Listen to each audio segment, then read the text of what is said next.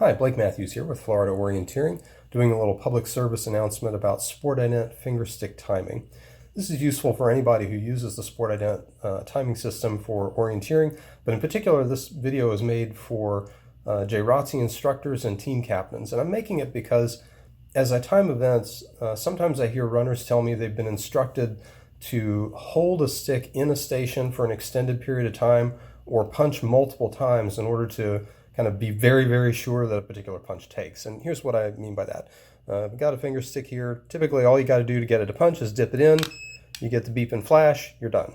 But sometimes I hear people tell me they've been told to do this, to kind of stick it in and hold it in there for several flashes, or worse still, to do that multiple times, like take the stick back out, go in again, take it out, go in again, and do that 3 or 4 times. And while I understand the desire to make sure that you get credit for every single control you visit, basically I'm making this video to prove to you that those efforts are kind of misguided and counterproductive. Basically, the system's electronic, right? And the sticks exchange information with the stations electronically, and that happens quite rapidly. The turnaround time for these SI8 sticks is about 0.3 of a second. So anything that you leave it in more than that is kind of unnecessary. And I'm going to prove it to you. I'm like to do this little demo for you just to show you how rapidly these things will work. If I clear this stick, and so now the stick is wiped clean, the flash memory chip inside the stick holds 30 punches. Right? So if I go back and forth between these two stations 30 times, I'll fill up the stick. Now watch, let's see how quickly this goes. I can go 1, 2, 3, 4, 5, 6, 7, 8, 9, 10, 11, 12, 13, 14, 15, 16, 17, 18, 19, 20, 21, 22, 23, 24, 25, 26, 27, 28, 29, 30, and there we are. At the end of that, it stops taking punches, which is exactly the behavior it should exhibit. Once the stick fills, it won't take any more, so if you dip it, nothing happens. What that proves is that the stick is now full, 30 slots are full, which means every single one of those rapid fire punches has taken. It's been recorded in the stick. If one of them didn't take, I'd get a higher count, right? It would go in multiple times after the 30th punch, but it didn't do that. So every one of those took. And I've done this test many times with many sticks and many stations over the years. Every time someone comes to me and has a stick with them that they're kind of worried may not be working as designed, I pull out a couple of stations and we'll do this test. I'll do it right in front of them and go back and forth 30 times and the stick stops taking punches, which proves it took every one of the punches in between. It's kind of a good way to convince yourself that the stick is in fact working as it should work. And it also gives you this kind of very compelling demonstration of how fast you can go and still get the station to punch and exchange information with the stick. It really does just take one beep and flash. And the way the system is designed, the beep and flash only occur after the complete information has already exchanged hands between the stick and the station. So if the punch hasn't happened, you won't get the beep and flash. As soon as you see that, you're good to go. Right? So there's really no need to hold the stick in the station for an extended period of time. All you're doing there is blocking the station for other people using it for however long you're standing there. And even worse than that is doing the multi-dipping, because if you hold the stick out of the station too long and go in again, it will actually record the punch twice, which means that station is now punching and taking up 2, 3, 4 slots out of the 30 available in the stick, which means by the end of your course, you're going to run out of room in the stick. It's going to hit that 30 punch mark, and then you'll get exactly the behavior you just witnessed, where the next time they go to punch, they're going to put the stick in the station, and nothing's going to happen. That's a guaranteed DNF because they now cannot possibly finish their course. They're going to be hugely frustrated. They're going to blame the SI system, even though it in fact is working exactly as it's designed. So definitely no multi-dipping. That's literally the worst thing you can do. Now, this is a technological system. Every technological system has a failure rate. That's just a true statement.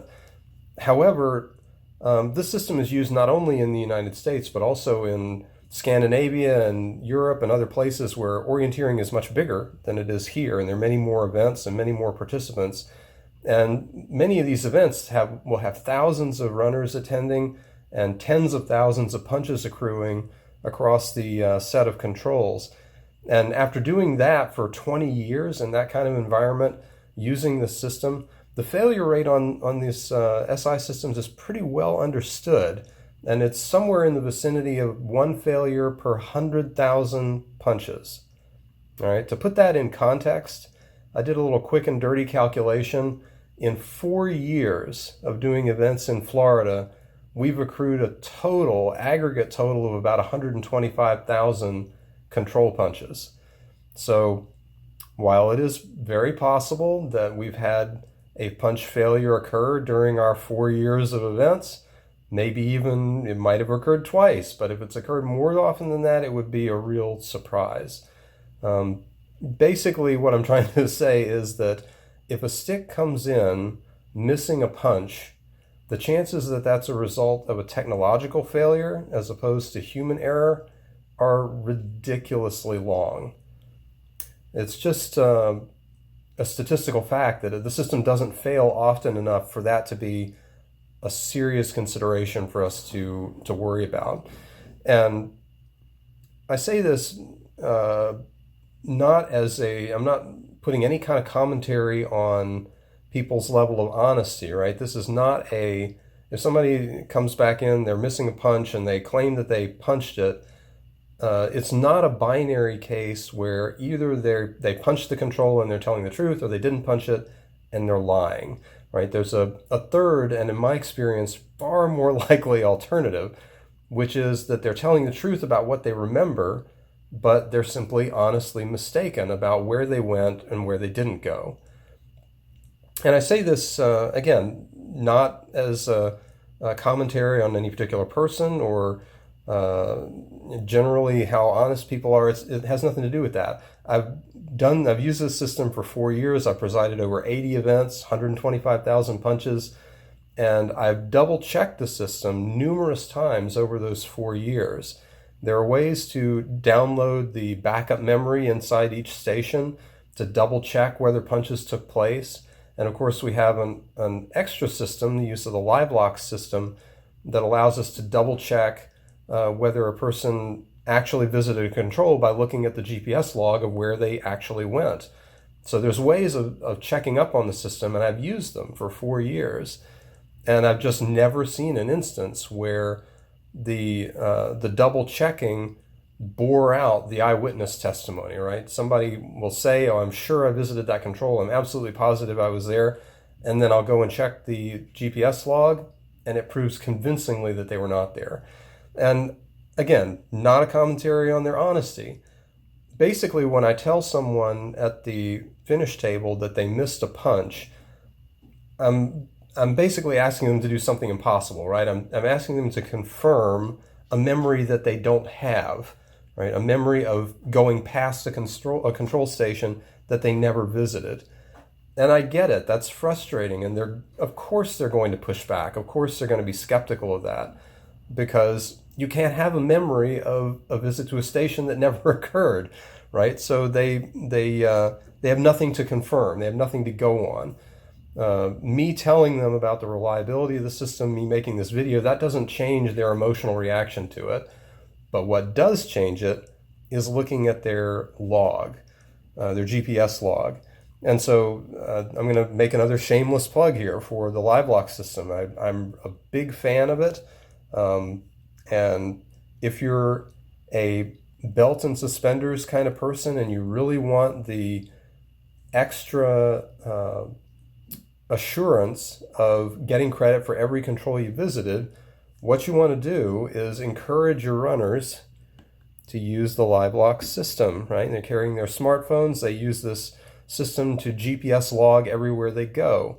The nice thing about using a system like that is it's wholly independent of the SportIdent system, right? You're using GPS satellites and smartphone technology. That has nothing to do with SI, so it is a completely independent backup to using the SI system.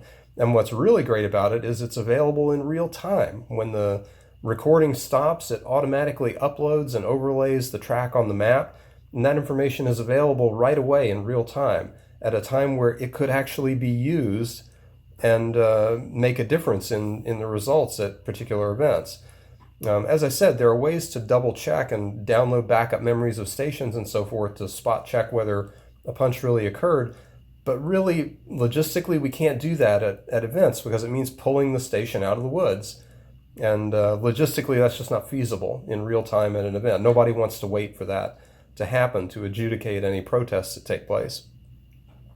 Whereas the Livelock system can be looked at right away within minutes of somebody finishing to prove whether they were out of control or not. And I will tell you that if it ever happens that a Livelox track proves someone visited a station that the SI punch doesn't exist for, I will gladly change it. I will warn you that I have done that quite a few times over the years, and never once has the Livelox GPS track borne out changed the SI verdict. In every case that I've looked at, it proves that the person actually bypassed that control or didn't visit it. But the nice thing about that is it's a way that will convince that person of what really happened right there on the spot. If the stick doesn't take a punch and they're frustrated, they're missing that punch, they have some skepticism about it. But if they see the track, they can see where they really went, and that's absolutely convincing evidence to them. So it makes that a little bit better, and at the same time, it also gives them the opportunity to learn from the experience in a way that they otherwise couldn't, because the track will show them exactly where they went wrong, where they diverted away from the control, and that gives them an opportunity to learn from it and not do that again in the future. So that's it for this video. As I said in the past, I've told many of you, I'm happy to do this test with you anytime you like. If you have a suspect stick that you're worried may not be taking punches as it should, haven't seen that happen before. Every time I've tested a stick, it's passed this 30 punch test. But if you have one you'd like to test, bring it by. I'll be happy to set out a couple of spare stations. You can try this 30 punch back and forth test yourself and convince yourself whether the stick is working or not. There's really nothing like going back and forth between the stations as fast as you can and watching it take every single punch reliably time after time that convinces you how reliable this system really is. And that's gold in the bank as far as I'm concerned. Having people have confidence in it is really important. As always, if you have any questions for me, you can email me at blake@floridaorienteering.org or talk to me at any event. I'll be happy to discuss the system with you. And once again, thanks a lot for participating in our events. We're really glad to have you, and I'll see you in the woods.